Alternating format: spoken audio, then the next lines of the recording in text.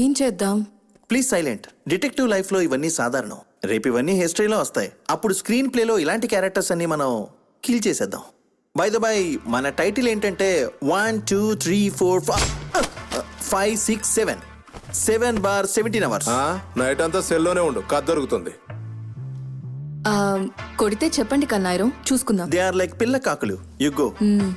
అదిరా, ఆఫీస్ మాత్రం క్లోజ్ చేయకు, క్లయింట్స్ వస్తారు. Okay. Hello hello, detective agent Kannayiram ఉన్నారా? ఉన్నారు. కన్నాయిరానే మాట్లాడుతున్నాను. చెప్పు.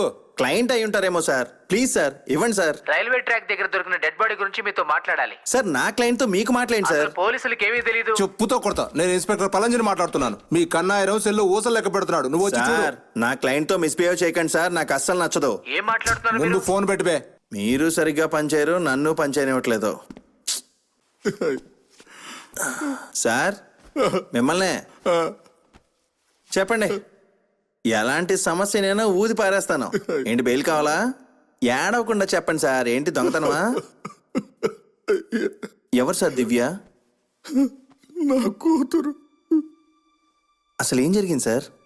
పేద పిల్లలకి చదువు నేర్పిస్తుంది, పుస్తకాలు ఇప్పిస్తుంది. తన వల్ల చేయగలిగిన సహాయం పిల్లలకి చేస్తుంది. ఈ నెల 18వ తారీఖున ఒక పని మీద వెళ్ళింది. ఆ రోజు రాత్రి 10 గంటలకి నాకు ఫోన్ చేసింది. బాగా కంగారు పడుతుంది. ఏంటమ్మా కంగారు పడుతున్నావు, అసలు ఏం జరిగింది అని అడిగాను. ఎవడో నన్ను ఫాలో చేస్తున్నాడు, చాలా భయంగా ఉంది నాన్న అని చెప్పింది.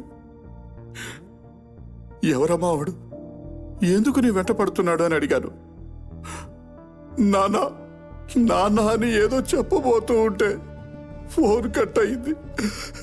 నేను మళ్ళీ ఫోన్ చేశాను, లైన్ కలవలేదు. ఏం చేయాలో తెలియలేదు. పిచ్చి పట్టినట్టు అనిపించింది. వెంటనే నా స్నేహితుడిని ఒకరిని తీసుకుపోయి ఈ రోడ్డు పక్కనే ఉన్న పోలీస్ స్టేషన్లో కంప్లైంట్ ఇచ్చాను.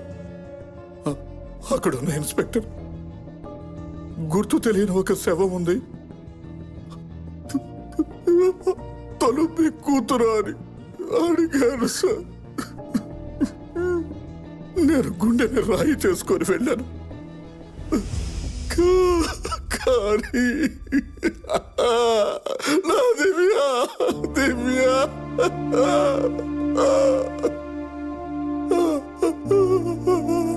ఆమె నా కూతురు దివ్యనే సార్.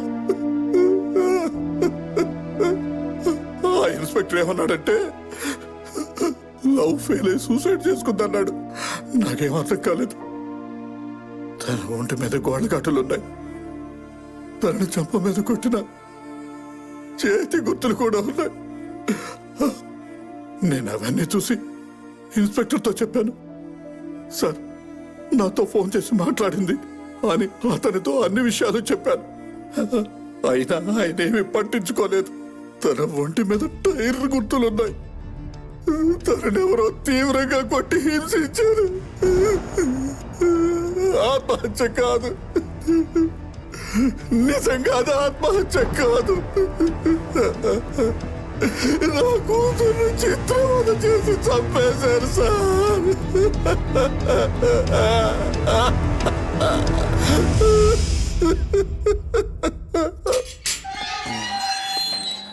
పోనీలే అని ఈసారి వదిలేశాడు. ఒకే నెంబర్ నుంచి 5-6 సార్లు కాల్ వచ్చింది. 97-229-456. నాకు న్యాయం కావాలి. ఖచ్చితంగా వాళ్లే చేసుంటారు. నా పరిస్థితి ఎవ్వరికీ రాకూడదు. దేవ్యా, న్యాయం అడిగితే నానే తప్పుడు కేసు పెట్టి లోపల తోశారు. రేపు సబ్జెక్టు కూడా మారుస్తామని చెప్పారు. నైట్ అంతా ఏడుస్తూనే ఉన్నాడు. ఆయన్ని చూసి కడుపు తరుక్కుపోయింది. ఏ తండ్రికి ఇలాంటి పరిస్థితి రాకూడదు. ఆ అమ్మాయిని దారుణంగా రేప్ చేసి చంపారు. ఎవరో ఏంటో కూడా తెలుసుకోలేదు. ఎందుకో పోలీసులు కూడా ఈ కేసుని క్లోజ్ చేద్దాం అనుకుంటున్నారు. ప్రస్తుతం మన దగ్గర ఉన్న ఒకే క్లూ కుమరప్పన్ మనకిచ్చిన ఇలాంటి పరిస్థితి ఎవరికి రాకూడదు. రే చెప్పిన పని సరిగ్గా చేస్తారుగా? రే ఈ పోస్టర్స్ ఊరు మొత్తం అంటించాలి. ఇదిగో మనకెంతో ఇష్టమైన వాళ్ళు చనిపోతే వాళ్ళని ఒక్కసారైనా చూడాలనిపిస్తుంది. నా కూతుర్ని ఆ పరిస్థితుల్లో చూడాల్సి వచ్చింది. భగవంతుడా, ఇలా అంటించాలి. ఓకేనా? చూస్తే కనిపించేంత హైట్ డిస్టెన్స్ లో ఉండాలి. ఓకేనా? నాలాంటి వ్యక్తులకి న్యాయం దొరకదా? యాజ్ పర్ రిజిస్ట్రేషన్ మారన్ అనే పేరు మీద సో మన దగ్గర ఉన్న ఈ ఇన్ఫర్మేషన్ తోనే మనం ఒక్కొక్కడుగు వేసుకుంటూ వెళ్ళాలి.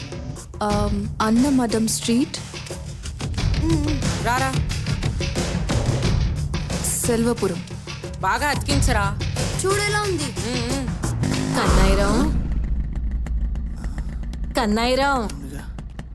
గుర్తుపట్టింది. ఏంటి నాన్న మరి మీసాలు అంత పెద్దగా పెంచావు? మీసాలు లేకపోతేనే అందంగా ఉంటావు. నువ్వు కూడా మొహం మీద ముడతలు లేకపోతే అందంగానే ఉంటావు. ఏం చేస్తావు? మన ఊర్లో ఉన్న పోతురాజు గుడిలో కత్తుల్ని దొంగిలించి పారిపోయారంట. కొంచెం వెతికి పెట్టినాయన. ఒక ఇంపార్టెంట్ కేసు ఇన్వెస్టిగేషన్ లో బయటకు వెళ్తుంటే ఆపి కత్తులు కటార్లు వెతకమంటున్నావు. నేను వెళ్ళొస్తానన్నా ముందా పని చెప్పమన్నారు. చేయబెట్టరు. అందుకే ఇంతకు ముందులా నేను ఫ్రీ కేసెస్ ఏం డీల్ చేయట్లేదు. వెళ్ళు వెళ్ళు, త్వరగా వెళ్ళు. ఎవరండి? అండి మీకు బాగా కావాల్సిన వాడినే. ఓటు వినియోగం మీ హక్కు, వేయకపోతే తప్పు. దొంగ ఓటు పాపం, దాన్ని ఆపడం మీ బాధ్యత.